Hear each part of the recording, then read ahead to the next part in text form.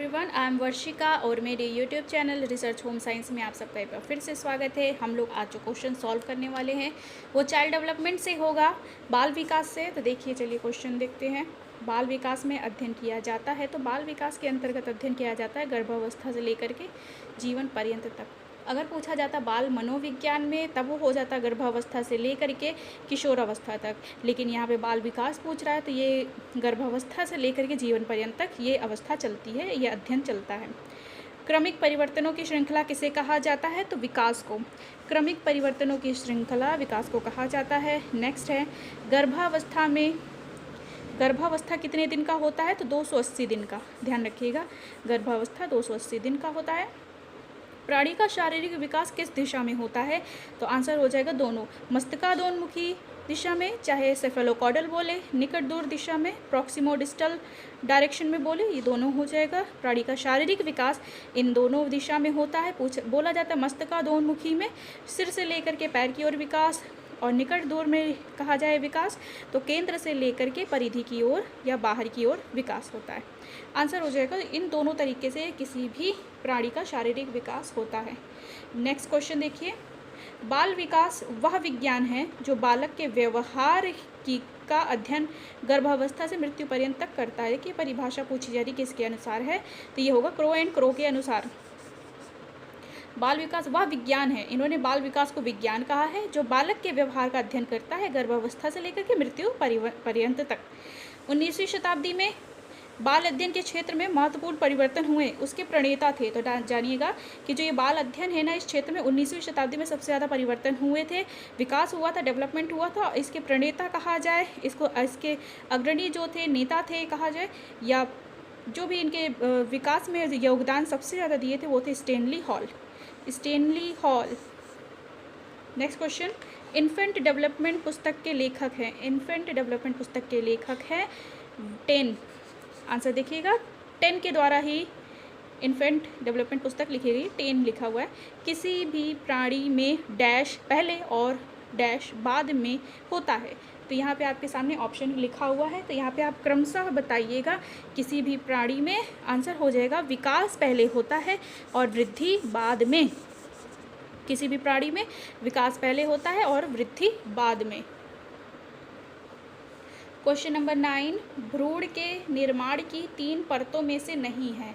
भ्रूण का निर्माण 3 परतों से होता है, तो जिससे नहीं होता है वो आंसर हो जाएगा मेड्यूला। भ्रूण का निर्माण एक्टोडर्म सबसे बाहरी परत, मीसोडर्म ये मध्य परत होती है, एंडोडर्म आंतरिक परत होती है। इन 3 ही परतों से भ्रूण का निर्माण होता है, मेड्यूला से नहीं होता। क्वेश्चन 10, विकास की गति किस अवस्था में तीव्र रहती है? तो विकास की जो गति है वो भ्रूणावस्था में। ये तीनों अवस्थाएं आप देखेंगे तो गर्भकालीन अवस्था है, इनमें जो भ्रूणावस्था की आती है समय, इसमें विकास की गति सबसे तीव्र रहती है। जीवन का स्वर्णिम अवस्था या गोल्डन पीरियड किसे कहा जाता है? तो स्वर्णिम काल कहा जाएगा किशोरावस्था को।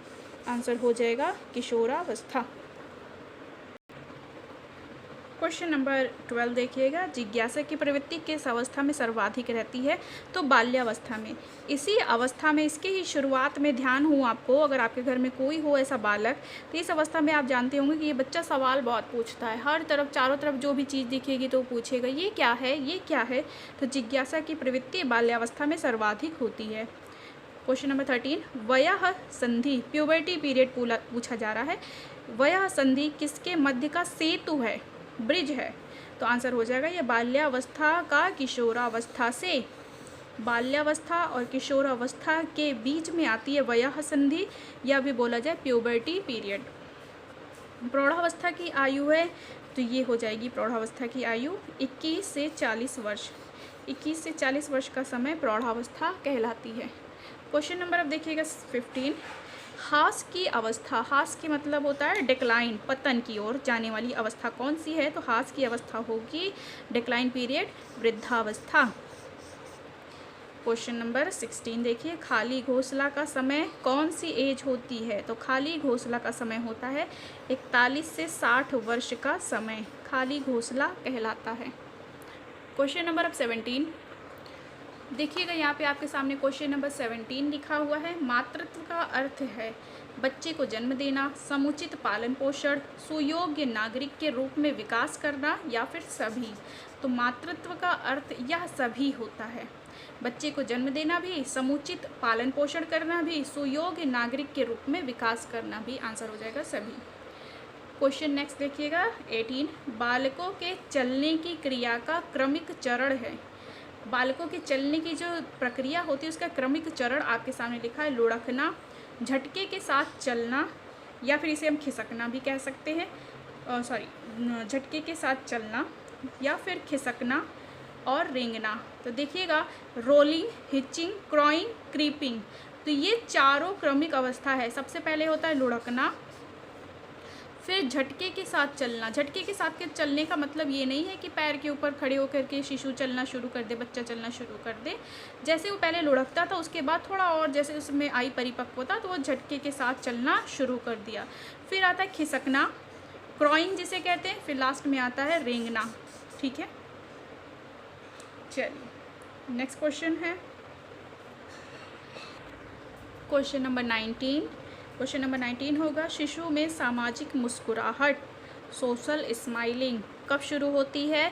तो ये शुरू होती है 3 से 4 माह में। वैसे देखते होंगे जब बहुत छोटा 3-4 माह से जो छोटा बच्चा होता है वो खुद भी कभी कभी हंसता है, तो सब लोग कहते हैं भगवान खिला रहे हैं या भगवान को देख करके ये खुश हो रहा है। लेकिन याद रखिएगा जो शिशु में सामाजिक मुस्कुराहट, जैसे कोई भी उसको आवाज़ देता है, खिलाने की कोशिश करता है, तब उसमें 3 से 4 माह के बाद ये बच्चा मुस्कुराना शुरू करता है। क्वेश्चन नंबर 20, शिशु के क्रियात्मक विकास में वस्तु पकड़ने की क्रिया है। किसी भी वस्तु को शिशु पकड़ेगा तो किस तरीके से पकड़ेगा?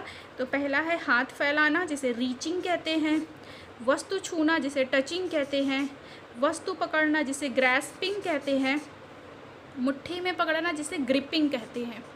तो ये चारों क्रम में ही हमने लिख दिया है, इसमें कोई एक आंसर आपको नहीं देना है। कुछ क्वेश्चन ये 2 ऐसे थे कि जिसे आप मुझे लगा बता देना चाहिए क्लियर ही, तो हर बार आपको डाउट में डालना मुझे मेरा मकसद नहीं है।